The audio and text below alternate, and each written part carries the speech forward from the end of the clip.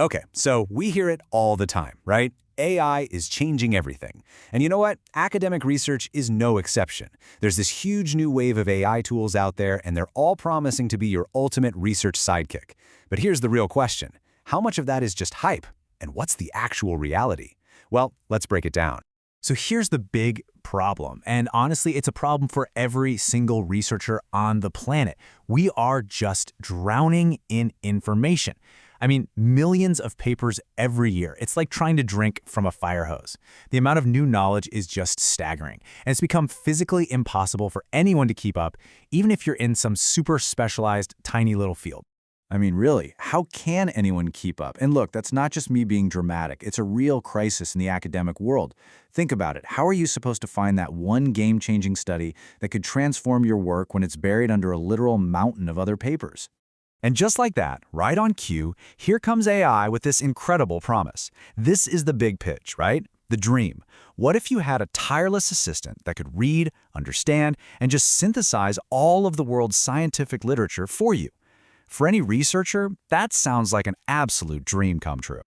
All right, so let's lean into the hype for a minute. What are these tools actually promising? What are these new research superpowers they claim to give us? So to really get what's going on, you've got to understand that there are basically two main flavors of these AI search tools. First, you've got citation-based search. Think of it like a detective following a trail of breadcrumbs. It looks at which papers cite each other to find related work. It's all about those human-made connections. But then there's semantic search. This is totally different. It uses AI to understand the meaning behind your question, so it can find papers that are conceptually similar, even if they don't use the exact same keywords. Pretty clever, right? And when you look at the feature list, wow, it's really impressive.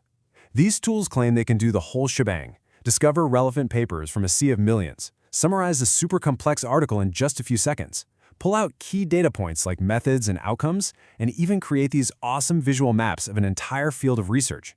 Oh, and they'll help you write your paper too. It really does sound incredible. But, and this is the big but, do they actually work? You know, when the pressure's on. It's one thing to look slick in a demo, but what happens when you're using them for a serious high-stakes scientific project? Do they actually hold up? And that brings us to the reality check. We're about to look at a really fascinating study that basically put these AI tools in a head-to-head showdown against the gold standard in research. Okay, so here's the setup. The researchers took on a really tough challenge in the high-stakes field of glaucoma medicine. They tried to use AI to replicate what's called a systematic review. Now, this isn't just any old literature review. A systematic review is like the Supreme Court of scientific evidence. It has to be unbelievably thorough, transparent, and reproducible. And they put the AI up against the reigning champion, the human-led PRISMA method. That's the gold standard. So the first results came in for the literature search phase, and honestly, they were shocking. Just look at this table. In 3 different tests, connected papers found 0. A big fat 0 of the necessary papers. Elicit did a little better, but it still missed most of the crucial papers that the human team found. I mean, that's a massive, massive problem if you're counting on these tools to find everything.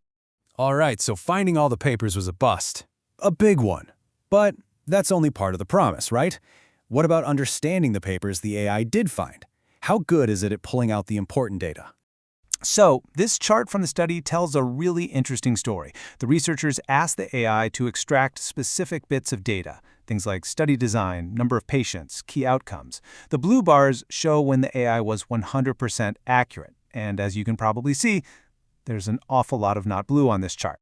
Let's put a number to that. For one of the main tools, Elicit, the data it pulled out was only fully accurate 51.4% of the time. That is basically a coin flip, a 50-50 shot on whether the information is right. That's not great.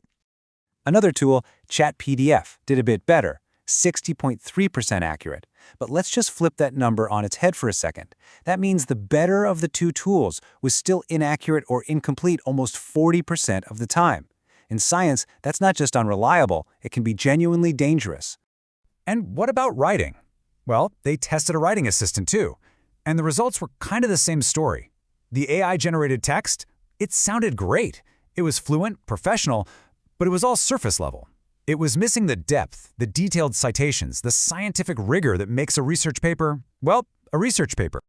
Okay, so after that pretty sobering dose of reality, you might be thinking, are these tools just useless then? And the answer is no, not at all. It just means we've been thinking about them all wrong. The future isn't AI versus human. It's AI plus human. It's a partnership. And this quote from the study just nails it perfectly. AI should support thinking, not replace it. That's the key. The goal isn't to outsource our brains to a machine. It's to use these tools to help us think bigger, faster, and more creatively. Here's the absolute best analogy I've heard for this. Think of your AI tool not as the brilliant professor in charge, but as a super fast, super eager, but totally unsupervised research intern. It's brilliant in some ways, right? It can read 1,000 articles in a minute, but it has zero real-world judgment. It makes mistakes. It needs constant supervision and fact-checking. You would never, ever let an intern publish a paper without you checking every single word. And it's the exact same with AI. So, if we adopt that AI as intern mindset, what does a smart workflow actually look like? How do we use their strengths without falling for their weaknesses? Well, here's a recommended workflow that does just that. Step 1. Discover. Use a broad tool like Elicit to cast a wide net and see what's out there. Step 2. Map. Take those results and plug them into something like Litmaps to actually visualize the research field.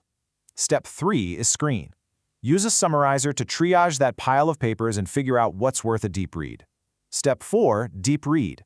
When you find a killer paper, use a tool that lets you chat with the PDF to really dig into the complex parts. Then, synthesize.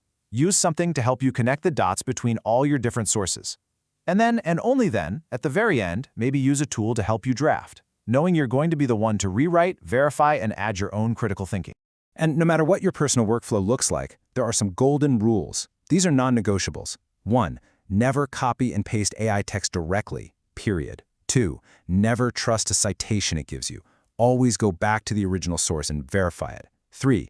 Never let AI replace the act of reading the important papers yourself. Your brain has to do the real work. And finally, always disclose your use of AI tools. Transparency is everything for academic integrity. So where does all this leave us? What's the big picture for the future of research in the age of AI? And I think this is the most important question to leave you with. Maybe we've been asking the wrong thing. It's not about human versus AI. The real question is, in the future, can a lone researcher ever hope to compete with a researcher who's armed with a whole team of AI assistants? Because that partnership model, human expertise guiding powerful AI tools, that's almost certainly where the next big scientific breakthroughs are going to come from.